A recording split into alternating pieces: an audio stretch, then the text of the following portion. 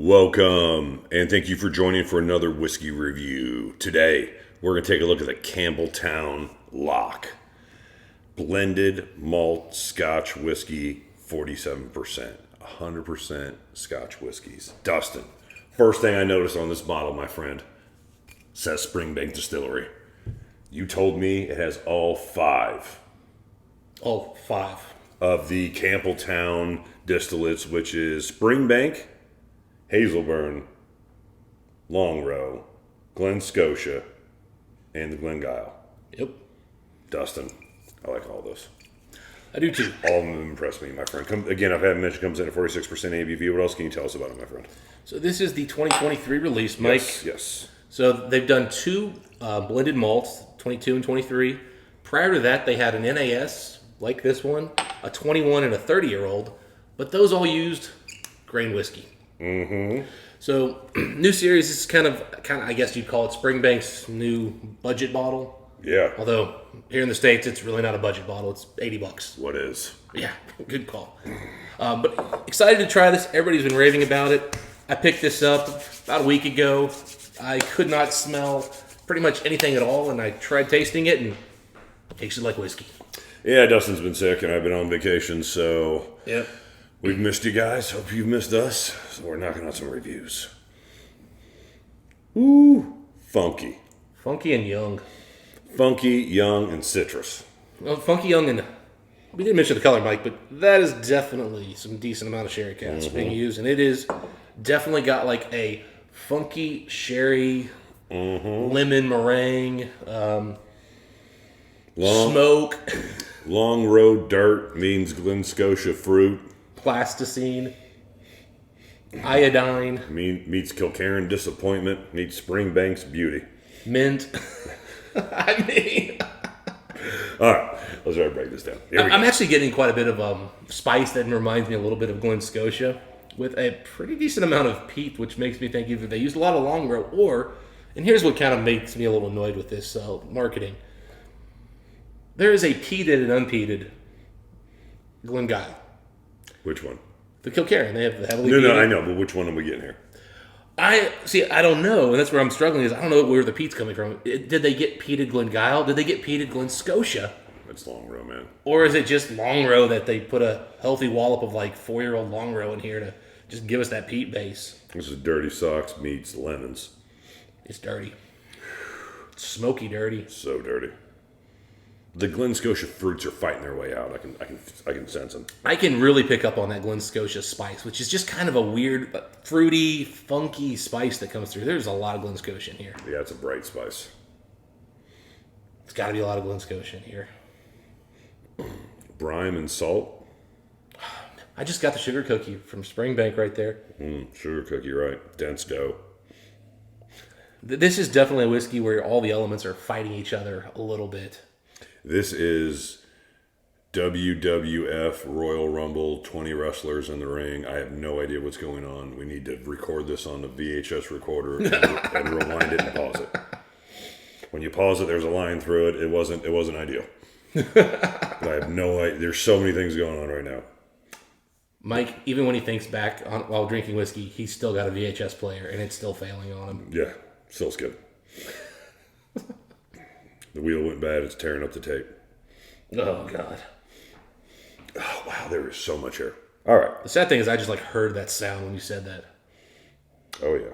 I felt something just shooting down my spine. Oh, yeah. 3:30 in the morning. You're not supposed to be up anyway. All right. Getting clean smoky for me, Mike. Yeah, so I'm getting a lot of lemon citrus. The dirtiness does kind of go from sugar cookie sweetness to salty gem sock. Back and forth.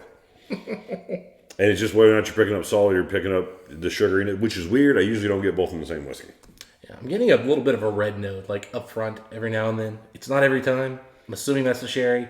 I could be full of the shit. Dustin, we've done at least 300 whiskey reviews together, maybe more. You could literally tell me anything, and I would say, I can see where you're coming from. There's so many pieces of this. Yeah, if I started saying tropical fruits, I think that's where I'd draw the line and go, wait a minute, where are you coming from? I wouldn't. Although that said, I was going to say, there's little bits of fruits in here too. I mean, the citrus fruits comes off very lemon to me. Yeah. Yeah, okay. So, I mean, I really don't have a ton extra. Yeah. Sugar cookie, salty sock, lemon, spice.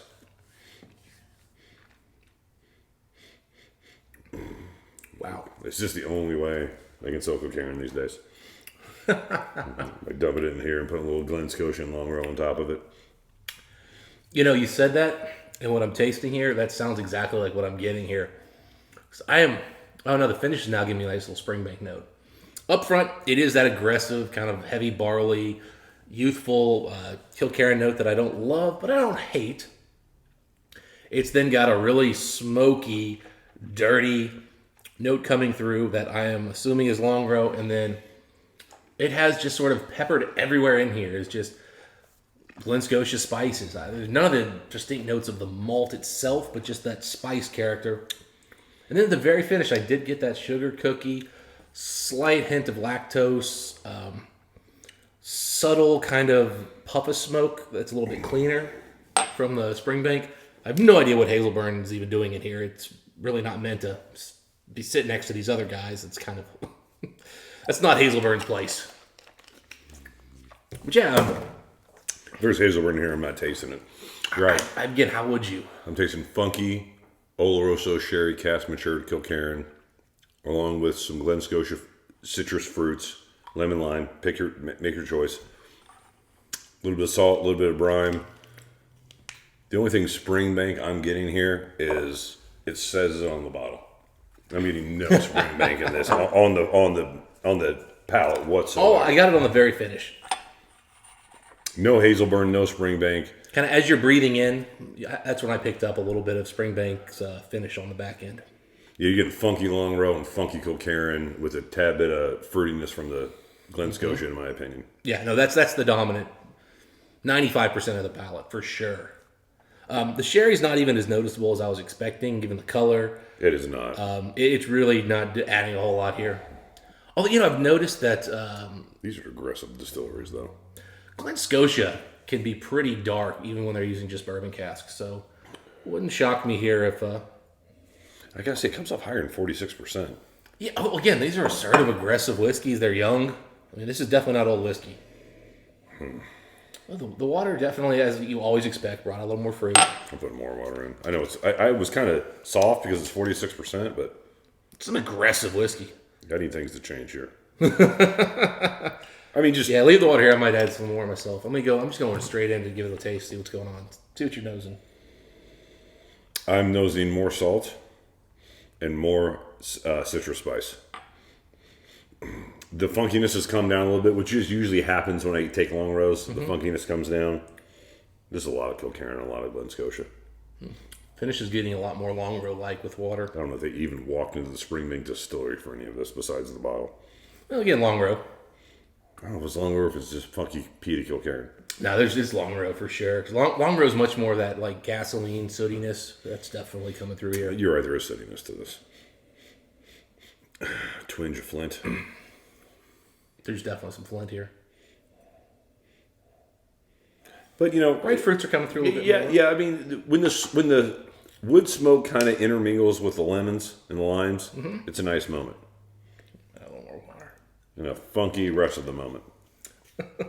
They're not lacking funk here, man. If you're going down the Titanic, you could drink this. Like, man, it's gonna be a terrible night. This will not be my last drink before I freeze to death. That I can guarantee you. I am finding something better. One would hope. All right, so Dustin, I'm trying here, man. I'm really not picking up a whole lot extra. It's a bunch of disjointed. You ever get into Greek mythology ever? So in Greek mythology, there was a creature called the Hecatoncheires. Okay. It had like 100 arms and 50 heads. You know what I mean? It was this creature that, like, I don't know. It was Going obscure with it too. It Okay. was an abomination. And this is the Hecatoncheires of Scotches. It's got 100 arms, 50 heads, and it is just flailing in every direction. Eugene, the Hecatoncheires of Campbeltown offerings. You ever play God of War? No. Yeah, it's great game. Anyway, Way too new for me. Point is, Campbeltown Cruise. Okay. A lot of hands. A lot of hands. This does taste like there were a lot of hands involved in making this. Too many Chiefs, not I enough Indians. don't think it was, yeah. A lot going on here. I just don't know where it's going. And I think that's what you said there, Mike, really sums this up. I don't know where they were going with this. I like that it's got the aggressive peat. I like that it's got some dirtiness. I think that's a good direction to go. But then... It's got alcohol. All those things are good. But then, like, they used a bunch of sherry casks that I think just sort of, like, messed with it. The Glen Scotia spice here really doesn't help that whole path. It gives it sweetness that it doesn't really need if you're going for aggressive, assertive, dirty. And the more water I put in, the more Kilkerran I get. Yeah, Which isn't a good thing. Yeah, they need older Kilkerran in here. The only thing springbank about this is the bottle. Yeah, I definitely think the springbank malt has been overpowered. The long row notes, I really like what they're doing here, but it's about amounts, bro. Yeah, it comes off cheap. It came off like they were trying to use the cheapest components in the heaviest amounts. You ever seen the movie Gangs of New York? Yeah. Remember the part in the bar where they had the wooden cask and it said all sorts, so when people like passed out drinking, they just threw it into this thing. And she was like bringing me in here. It feels like all sorts. Just like whatever else we had laying around, like take these Kilkerran barrels, you know what I mean? Yeah. Just put all this together and sell it to people. Yeah, I think this is, that end of the night whiskey. You've been drinking something peated or you've been drinking something aggressive. You want to keep drinking, but at this point your palate is shot and you just want to keep like a aggressive, lingering mouthfeel sitting on your tongue. And you're going to smoke a cigar while you're doing it. That's the only use I can think of this. Not even then. I'm not impressed. All right, whiskey score time. May I go first? Go for it. 84. See, that was where I was initially going, Mike. Hey, great year. But the more I sip on this, the more I just... 82? 80? I'm going to 80, man. Yeah. You say something crazy? I'm just going to give it an 80. I mean, it's not offensive. It's not terrible, but I am not enjoying this. It doesn't have a hook. Like, you need something that I get and I'm like, oh, I want to keep drinking that flavor. I want that note to keep happening. Campbeltown Cruise. There is a lot of notes here that I don't dislike, and I kind of enjoy them in the background. But there is no hook. There's nothing special. There's not even something simple, nice about it. It's just a lot of confusion, and it's dirty. It's like eating hamburger with bubble gum. It's just, these things don't go together. Yeah. But yeah, it's like they tried going dirty with it, but then they stopped short. And, this isn't a pickup line from Seinfeld here. Stopping short didn't work there either. No, it isn't. No lies. Those are our thoughts on the whiskey. If you guys had a chance to try this one, let us know what you guys think. Are we being too harsh? Probably. Dustin, until next time, what do we wish the folks? No soup for you. Yeah, Happy drinking. See you then.